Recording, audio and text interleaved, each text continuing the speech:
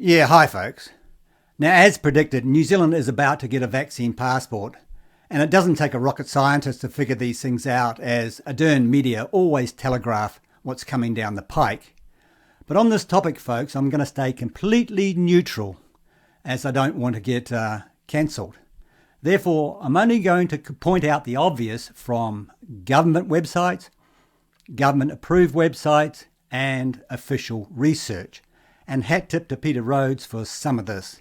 Anyway, I'll start this off today with a government cartoon show.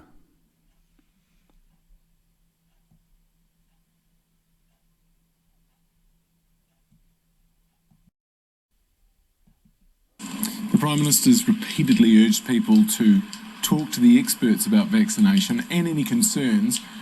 What is your number one piece of advice to anyone who comes to you? My number one piece of advice is to go to a reputable source for your information. Now, we're incredibly fortunate in New Zealand. We've got great newspapers, we've got great TV stations, they've all got websites. Every New Zealander almost has got a cell phone. Don't go to social media for your evidence. The media in New Zealand, the newspapers, the TV, they've been talking to all the reputable experts. We're all on the same side. We all talk to each other.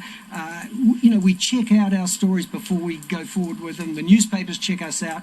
So go to the newspapers and the TV in New Zealand. It's a fantastic source. But please don't go to social media for your advice on COVID-19. This guy is a real cartoon. Or the vaccinations. Thanks for your time, Rod. Always good to see you. Oh, thank you. It's a pleasure. A great shout out for MSM, and a lot of people consider MSM that being the mainstream media of which we are a part, and the main newspapers, all of these people are part of the dirty word that is the MSM mainstream media, but that actually is where you're going to get reliable information. Yes, you're so reliable that you don't even report this from a government website. Medsafe.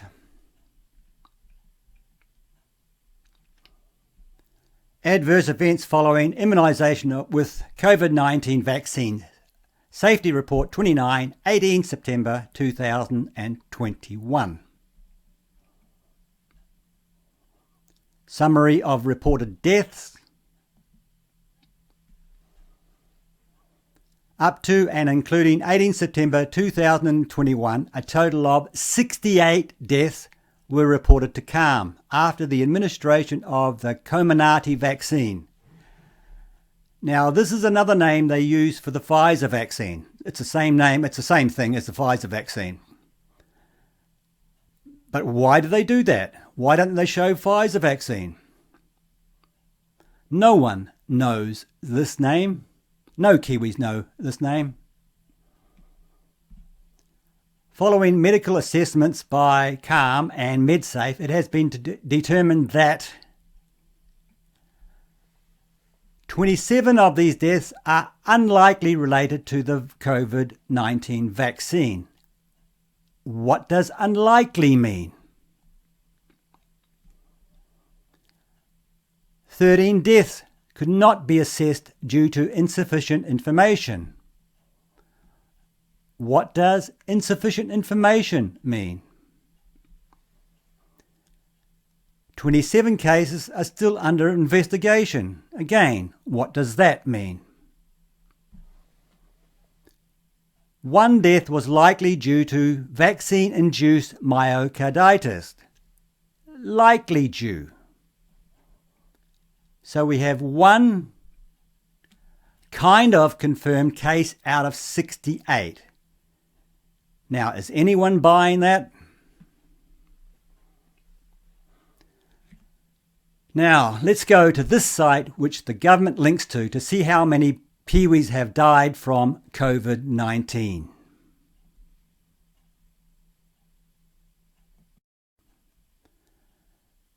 So we have 28 deaths.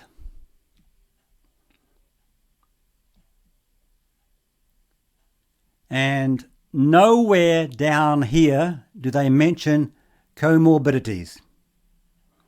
No excuses given.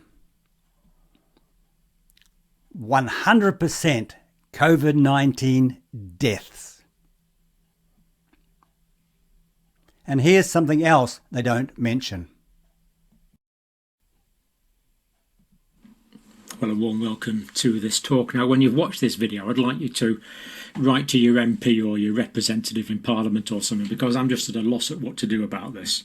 And I think it's really important. I'm going to give evidence that we should be aspirating the needle before we give the injections. Basically, I think that most people in the UK and the United States are giving the vaccine injections wrongly. Now, what you should do when you stick a needle into a muscle, because it has to be an intramuscular injection, so the needle's not that quite big on the vaccine, but you stick it in, then you should hold it like that. And then what I always do is I draw back, and if you draw back blood, you know you're in a vessel, so you would pull it out and change the needle and get a different site. But that's not being done. Now, if that's not done, let me show you what can happen. So this is what can happen. So imagine you're giving the needle, you stick it into the muscle, and for just pure misfortune, you find you end up in a blood vessel. Then if you draw back and you're in the muscle, then no blood will come out. But if you're in a blood vessel, then you draw back, and there you go. You know straight away you're in a blood vessel, and you know not to inject it, because you would then be giving this intravenously. That would be going straight into a vein, not into the muscle where it is supposed to go. So we're doing this wrong. Now, I'm going to be giving evidence for this today, and this really has to change. So I'm going to give evidence from this paper here. Now, do look at it for yourself. I always post the links, of course. Now, this is the name of the title here, intravenous injection of coronavirus disease. Now, this is with messenger RNA vaccines.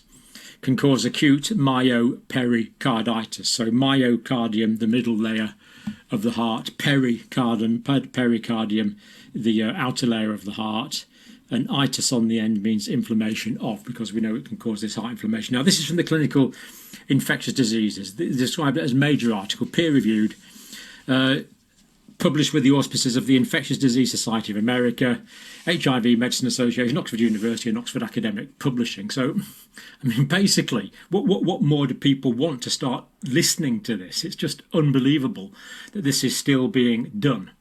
And in my view, disgraceful. Now, let's get to the evidence, the background to this. Post-vaccination myocarditis and pericarditis reported after coronavirus mRNA vaccinations. And we also know that after the adenovirus vector vaccines, there's been this thrombosis, thromboembolism problem. And I believe that some of these cases have got the same origin. That is the inadvertent intravascular administration, because people aren't drawing back. Now, he goes on to explain the study, but let's fast forward to the conclusion. What conclusions did they draw from this paper? This is in vivo evidence, in life evidence, that inadvertent intravenous injection of COVID-19 messenger ribonucleic acid vaccine may induce myopericarditis. There you go. I mean, it can't be any clearer. Brief withdrawal of syringe plunger to exclude blood aspiration may be one possible way to reduce such risk. Direct quote from the authors. Both Pfizer, BioNTech and Moderna have clearly stated that their vaccine should only be given via the intramuscular route, not the intravenous route. So how is New Zealand doing this?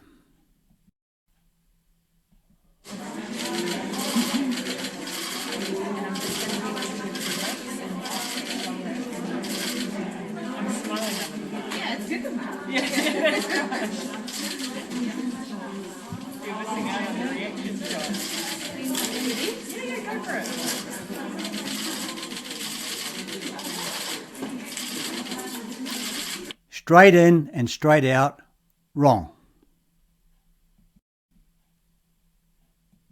You look the other way. Fantastic. Just relax that muscle.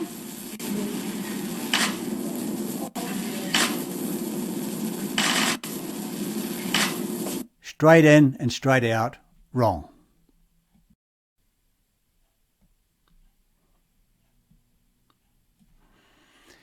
Now let me make this clear to all you unvaccinated people out there.